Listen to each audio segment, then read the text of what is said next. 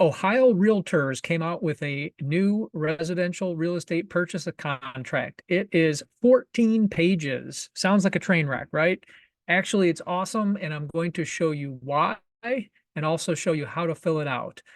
So listen up, and if you want, put this on 1.5 times speed if you absorb content quickly, and I'm going to hit every single line, the key areas, at least, to show you how to fill out this contract. So hi, everybody. Mike Ferrante with Century 21 Homestar, 21 Mike team. We're based out of Solon, Ohio. So we cover Northeast Ohio all the way down to Columbus. And if you are looking to grow your business, please hit us up. That's the QR code to our website where you can click a calendar link to schedule an appointment with us. And over here, that's my contact information. It's mike@21mike.com if you want to email me directly. Now let's get to the business at hand, which is the new Ohio Realtors contract, which I think is absolutely amazing. I'm going to go through it really quickly for you here. And if you have questions, feel free to drop comments and questions below. So the first section is pretty cool. It's like most contracts where they define the terms. So any legal contract you ever see, they're using terms and then they define them at the beginning so that when you see the terms, you know exactly what they are looking at. Note the little notes in yellow here.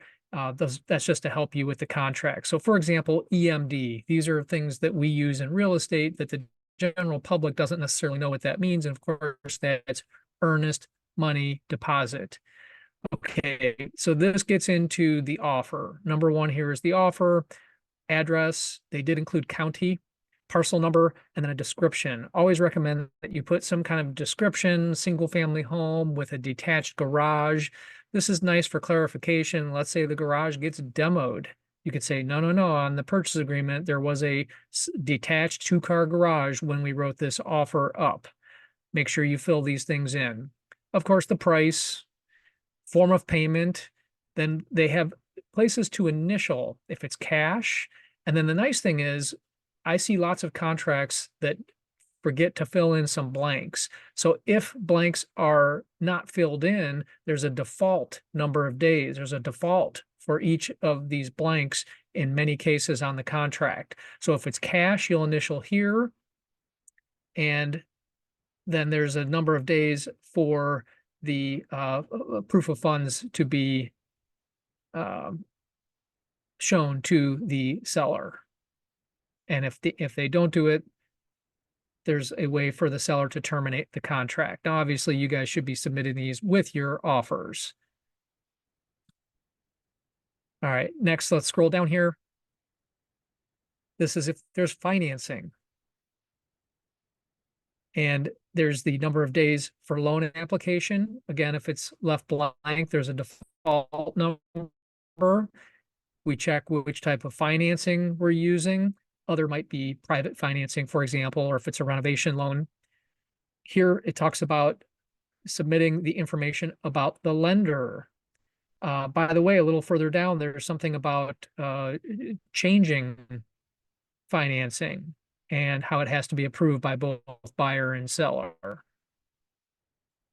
It even talks about the buyer maintaining their credit in good standing prior to closing.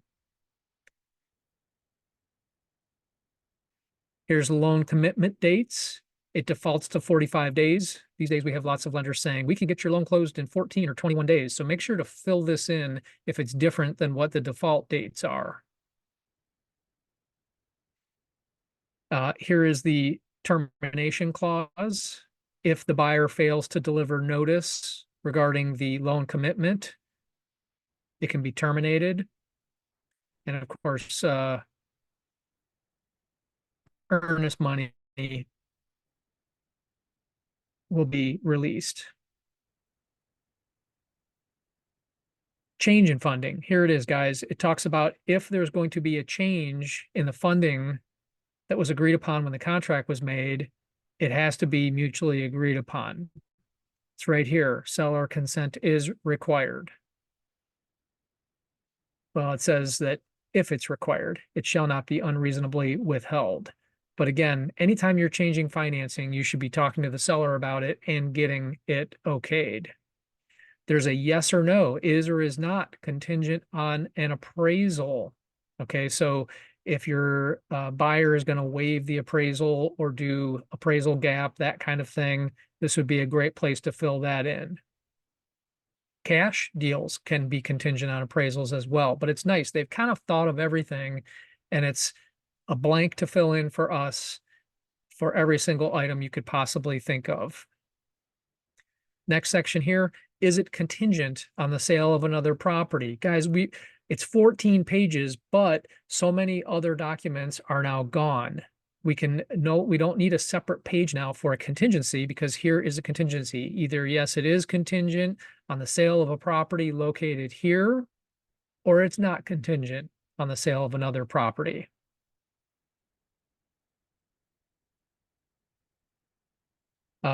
Now, the notes here do say that you can still use the additional addenda, but at least this is a nice reminder if you do want to use that additional document. Now, here's where it talks about seller paid closing costs, either a dollar amount or a percentage. Now, I like recommending a dollar amount here because if we write in a percentage of the purchase price, if the purchase price is 300,000, for example, and if it's FHA at 6%, that's $18,000. So find out exactly how much you need, how much your buyer needs, and write in a dollar amount. Maybe it's 3,000, maybe it's 5,000, but then the seller knows that it's capped at a certain dollar amount, and it makes your offer stronger. 6 is the earnest money section. And again, there's a default as to how quickly it has to be turned in and what the amount is and who is holding it. I recommend you guys have your title companies holding your earnest money. If your company has a policy that the company wants to hold it, do what your company says, your owner, manager, broker says. But in the case, when I'm doing it, I like having the title company hold it because it's a disinterested third party, and the if it needs to be handled, dispersed, whatever, it's nice to have the title company do it. It saves your company work, frankly. By the way, guys, this is a great time for me to remind you I'm a real estate broker in Ohio, not an attorney. So this is just some things I've come up with as best practices and my opinions about using this contract. Here's where it says that we have to confirm receipt of the earnest money.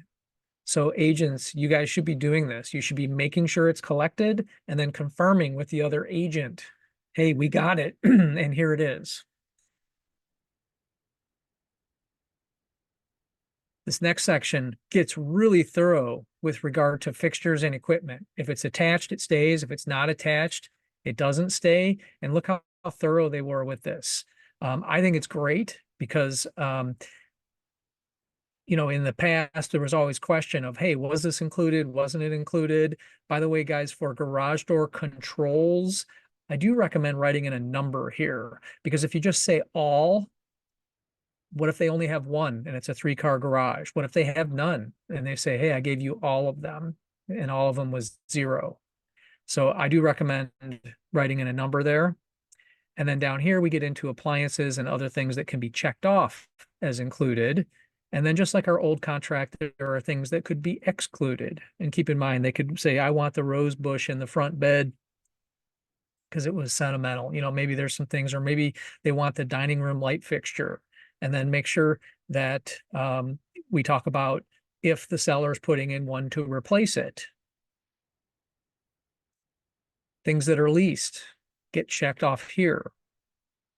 So like the note says here, lots of disagreements can be avoided if these things are checked off thoroughly. Section 8 is all about disclosures. Buyer has or has not received the Ohio Residential Property Disclosure Form, the RPD. This has to be filled out. There are certain reasons they can be exempt, but you see a lot of investment properties where they just say, oh, we never lived there, we're not filling it out. It's always in the best interest of the seller to fill it out. So as a buyer's agent, if you don't have it or it's not filled out, you should in writing request it from the listing agent, and hopefully they'll get it to you. And if not, you just make note that you asked for it or you asked for them to answer the questions instead of just saying never lived in the property, and at least you have that documented. Here's the inspections section. Okay, this first box is just any and all inspections. You can check this, or you can get real specific and say which ones you want. This is probably more appealing in a seller's market because you're telling them specifically which ones you're having. And so you might say general and then other. And, a lot of agents have gotten into the habit of just saying other as recommended by the GHI, General Home Inspector. And that's not a bad plan. But keep in mind, if you have septic and well, you may want to have these things done. And wood destroying insects, termites, carpenter ants. And then the other one is radon. Not a bad idea to get radon. Here's the inspection period. It defaults to 10 days. If you can do it faster or you need more time, you have to fill in this blank. If you don't do your inspections in that time period, they are assumed that these inspections are waived. Then 9C, we get into why you can terminate or remedy.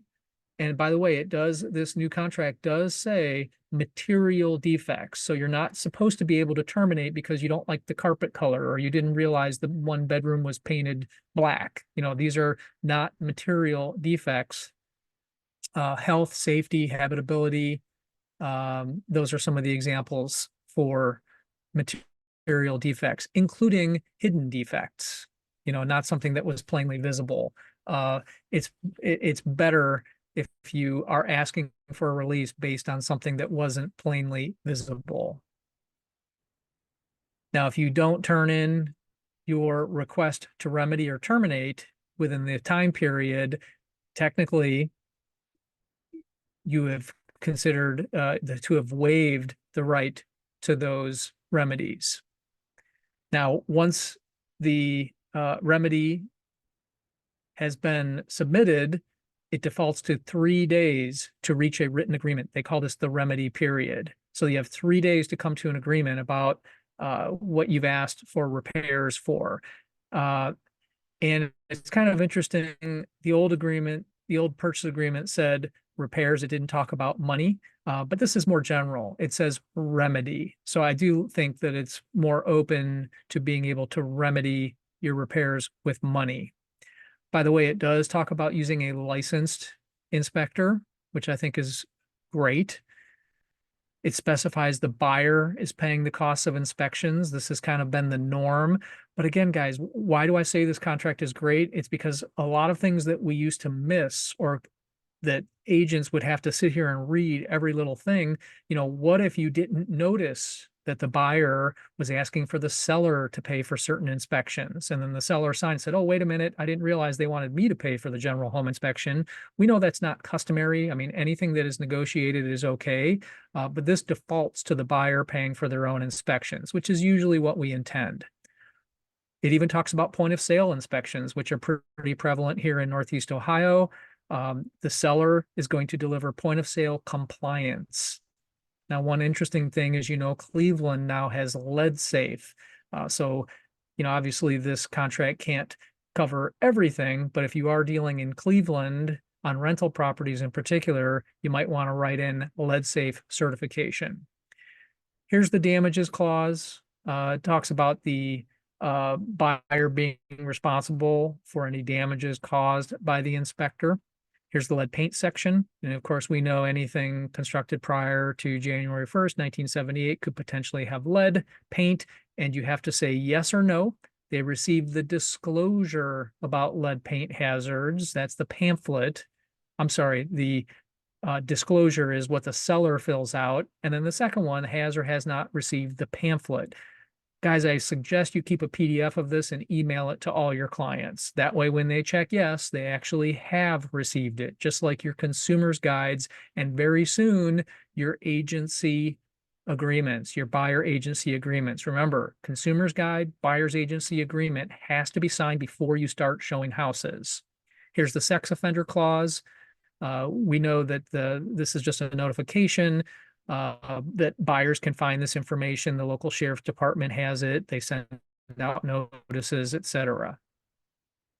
This is the seller's cooperation clause, number 12. The seller is going to cooperate, reasonably to allow access for inspectors, appraisers, etc. Here's the taxes section, number 13. It talks about the proration of the taxes. I'm just going to paraphrase this section. Essentially, the reason for this is that your taxes are paid in arrears, it's called. So when you get your tax bill, July is coming up, we're actually paying for last year's taxes. The taxes for this year are still due and payable.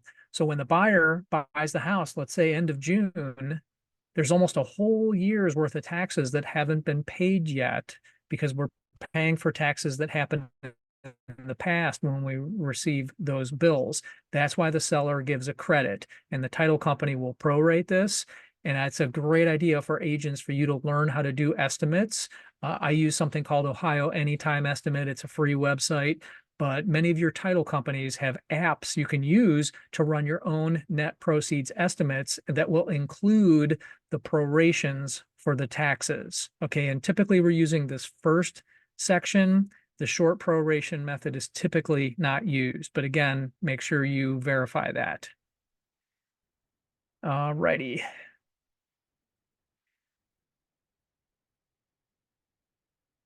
There's some community development charge here. This rarely applies, but if you're in doubt, definitely check with your broker or manager about it.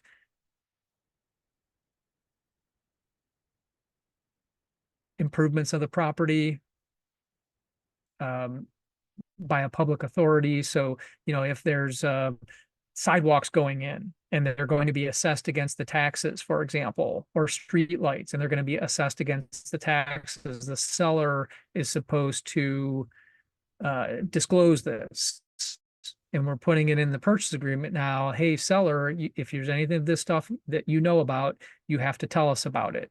Here's your owners associations. Number 14, your condos, your HOAs, your homeowners associations. All this information has to be provided within 7 days unless this blank is filled in otherwise.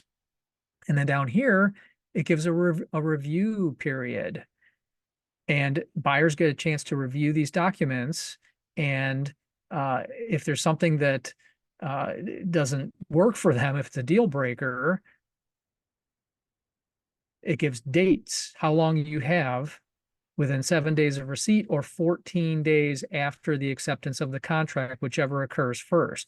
So remember, if the listing agent delays getting these documents to you as buyer's agents, you have to stay on top of it and make sure you get those documents. Okay, and this is all the condo HOA type documents. Here's a section about association charges being prorated, interest, rent, security deposits. Again, especially those of you working with investors, make sure that you're getting your security deposits forwarded. Make sure those are clarified. There's something called an estoppel agreement that many people should be using if you're working with investment properties that clarifies and gets everyone on the same page. How much is the rent? What are the lease terms? Was there a security deposit and how much was it? But at a minimum, fill in these blanks and make sure that those things are being prorated at closing.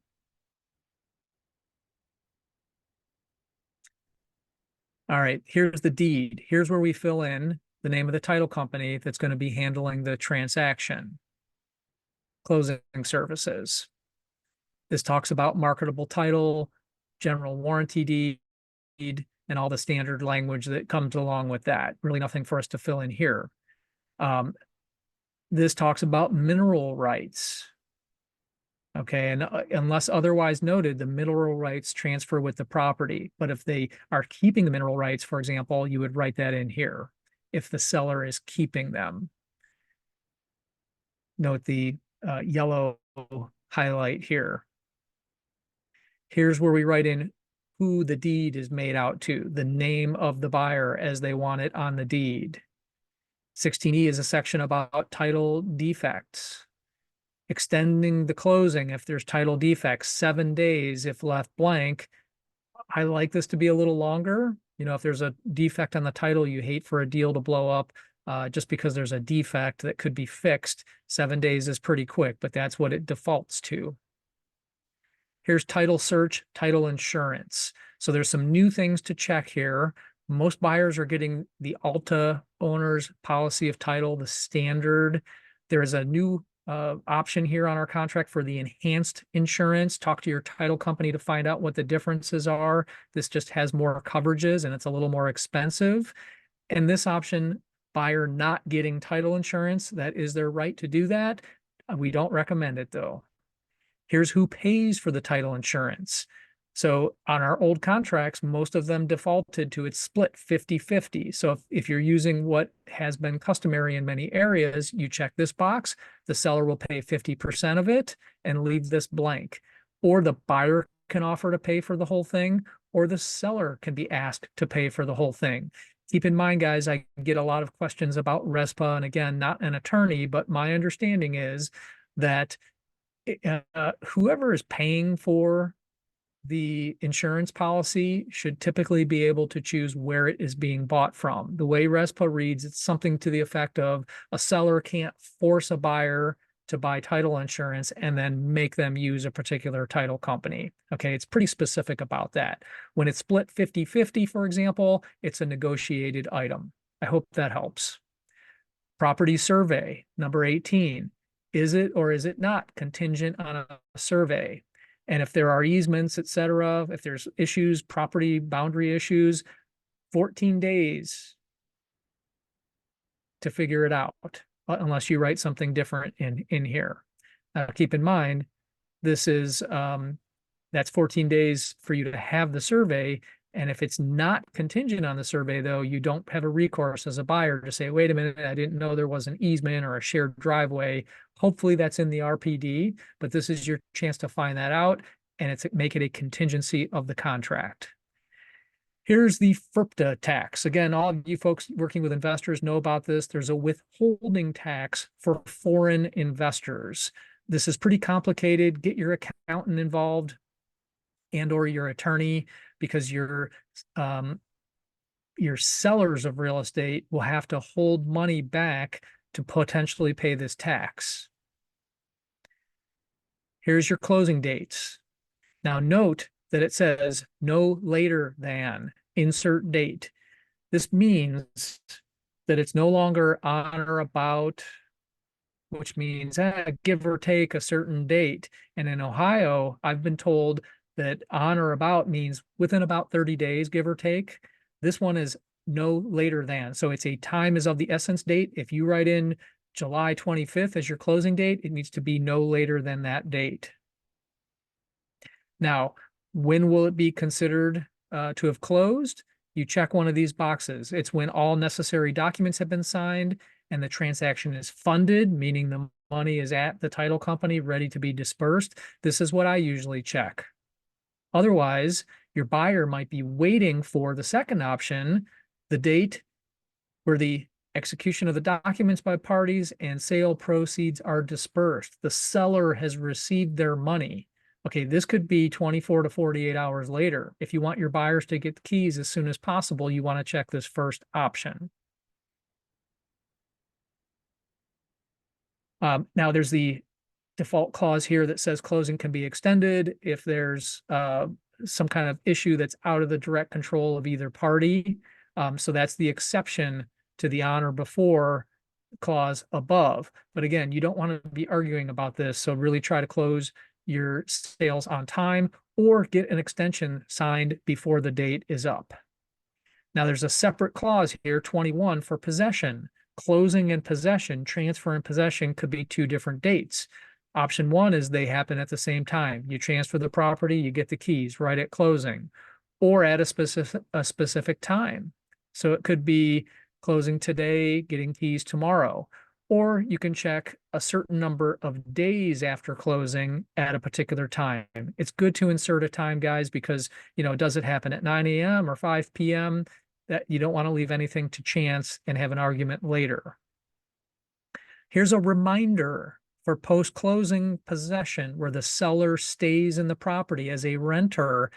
Here's a reminder to attach the post-closing addendum. Okay, I'm not going over that today, but there's a separate addendum that kind of goes over if the seller stays in the house technically as a tenant highly recommend that you fill something out. Don't wing it. Do not write your own little mini lease that says the seller will cut the grass and pay the water and sewer and pay the utilities and maintain insurance. Don't try to think of all those things. Try to use your company's post-closing addendum. Property maintenance. It does indicate the seller will maintain the property in basically the same way it is, less normal wear and tear during the contract. It talks about getting rid of personal property, that they're going to deliver it broom swept condition, no personal property that's not included remaining at the property, no sofas, that pool table, those kinds of things will not be left unless it's specified that it's going to be leaving. There's a walkthrough, number 24. You know how we always had to do a separate document for the walkthrough? This one defaults to 2 days, no later than 2 days before the execution, the final closing, that there will be a walkthrough. And it says that it's not to raise new issues, but to just check that the house is pretty much in the same condition and that any repairs that were done were completed as agreed. There's a damage clause here, and it talks about what happens if there's damage to the property. It's good to know that the damage will be disclosed, first of all, and secondly, that there's some kind of accommodations for damage. Our old contract specified if it's 10% of the value or less, the seller is going to fix it. And if it's more than 10%, the buyer could potentially back out of the contract. And our new agreement gets a little more specific here, and it doesn't have the 10% clause in there, but it does talk about what happens if there's damage to the property. Here's yes or no to home warranty and how much it's going to cost. Here's our fair housing clause, number 27. 28 talks about flood zone. Nothing for us to fill in here, but it does give a special out to the buyer. You can terminate 10 days, within 10 days of the contract, if it's found that it's in a special flood hazard area. There's a little wire fraud notice. You know, you see a lot of people with a separate document here. Again, this is why it's 14 pages. There's a clause here warning everybody involved about wire fraud. Here's an MLS clause talking about information that we'll provide to the MLS. Here is the clause talking about get the advice of a professional. I love that. There's an indemnification clause here. Compliance with dates. Time is of the essence. Again, that's different than on or about. That means that these dates mean on or before. Time is of the essence. I love that they changed that. Here's the dispute resolution clause. You know, we want to try to avoid lawsuits if we can, that you agree to mediate.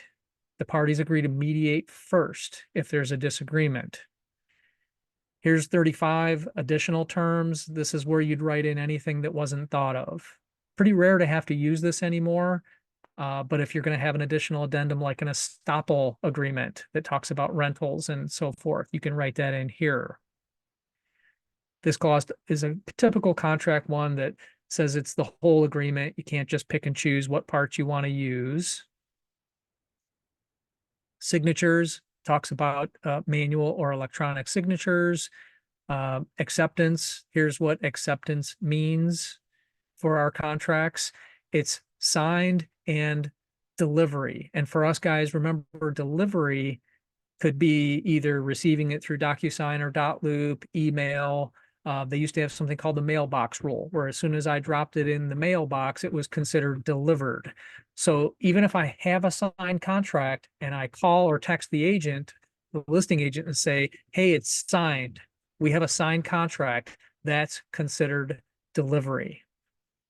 Okay, definitely do it in writing though, so that you can prove it later. There's a number 39, an expiration clause. You know how we used to have to write in, this offer is good until this date. It's already here for you guys. Again, they've thought of everything. All we got to do is fill in the blanks. Here's the in bold, get legal advice. I love that they protect us like that. Look, we're telling you it's a contract. Have your attorney review it. Here's the signatures for the buyer. By the way, remember, LLCs or corporations don't sign. If it's XYZ Corp, they don't sign XYZ Corp. It's XYZ Corp by or comma, so, Joe Smith, president. Um, uh, ABC LLC by Jane Doe, managing member, whatever the title is. That's the best way to do it. Just like with trusts and estates, executor, executrix, trustee for trusts, but the name should be included. Here's the seller clause, the legal clause. This is a contract. Do your due diligence, and you either accept the agreement, reject, or counter. And then there's a duration expiration for the counter. Here's where the seller signs. There's a release of dower. So if you have a seller or buyer, it talks about the dower rights. Again, not something that we would normally have to worry about, but it's great that they have it in here. And then there's a place for the spouse who's releasing dower potentially to sign. Here's our little section where we fill in agent info. And that's it, guys. 14 pages, some great notes, fill in the blanks. I hope you're all using this contract. And again, I hope you all are having a great, successful year. If you want to chat with me, again, it's mike@21mike.com, or you can go to the website and click there. Have a great week, everybody.